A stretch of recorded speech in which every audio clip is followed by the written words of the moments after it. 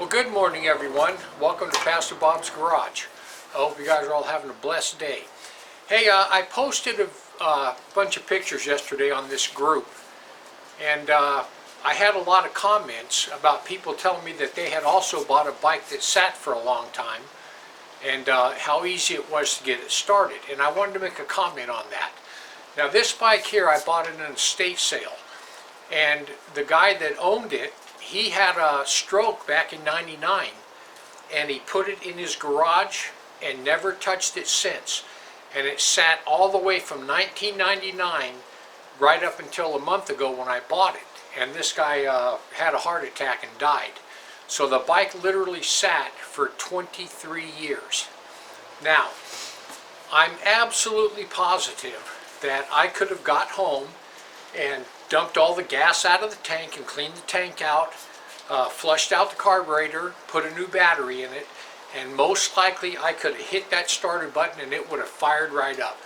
And that's what everybody wants to do. They're anxious to get this bike, to ride it down the street and to check it out. But people, listen, you do not want to do that. You do not want to do that. And I'm going to tell you why. So I got this bike home and I started looking at it. And the first thing I noticed was that there was a whole bunch of oil on the pipes and grease, and only on the rear pipe. And I thought, well, where in the world did that come from? So I got to looking. So guys, I got to looking at all that oil on the pipe, and it looked like it was coming from behind this cover. So I took this cover off, and then lo and behold, the drive sprocket, the nut was completely loose to my fingers. I mean, it was absolutely 100% loose, and this thing was flopping on there. And it had flopped so bad that there's a ridge on this inside piece, and it just absolutely took the transmission seal right out. And the only thing holding this sprocket on was this retainer clip, and if you look at this retainer clip, there's a crack about halfway through it, and that little bit was all that was holding this thing on. Now, I had a friend of mine, his name was Jay, and he was riding a bike down the freeway one time, and he had the chain come loose. Well, most of the time when your chain comes loose, it's just going to fall on the ground. But this one came loose when the top of the chain was right about here, and it must have broke somewhere in here because the rest of that chain came up, and it hit him right across the back and across his shoulder. And it almost knocked the wind out of him, but he said that pain was so excruciating that it was all he could do to get that bike pulled over off the side of the highway. I mean, he's lucky that it didn't hit him in the neck, or he would have went down.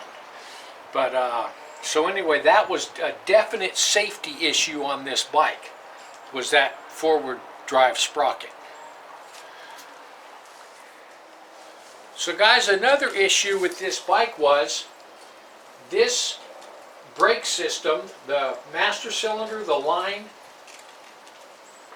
and the caliper right here had absolutely no brake fluid in it whatsoever. It was the brake fluid over 23 years turned to dust. And here's the puck that came off of there, and you can see the corrosion. Well, when I went to pick the bike up, the tires were flat and this brake was locked up. So I had to wedge a putty knife up in there to free up the caliper enough where we could fill the tires with air and then roll the bike out of this garage. But as I got to looking at it, 4 of these screws right here that hold the rotor on, 4 of these screws were backed out, and I literally removed 4 of these screws with just my fingers. So if you look at these screws and where they roll up onto the hardware and the brackets that hold this caliper on, if you just took off down the street riding this motorcycle, if one of these screws comes out far enough and hits the bracket on this caliper, number one, you could definitely damage the hub and the caliper, but number two, if you weren't going really too fast, it would lock the front tire up. And you lock the front tire up, you're going down. So guys, listen. as much as you want to just drain the gas out, fill it with new gas, put a new battery in it, fire it up and take it down the street, listen. These bikes are literally bulletproof. I mean, this one's 48 years old, it's going to fire right up, but they're like an old Massey Ferguson tractor. They'll last through generations, and you can pass them on to your kids and they'll still be running good.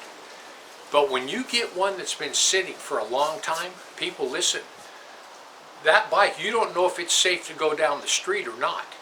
I mean, you literally need to, like what I did, put it up on a lift, and I'm going through this bike from front tire to rear tire, all the way through it. I'm looking at everything. I went through the wheel bearings, I inspected the wheel bearings. I mean, if you have a bike that's been sitting that long, there's a good chance that you could have some warpage in the bearing race, and you get going down the street, you can get a wobble.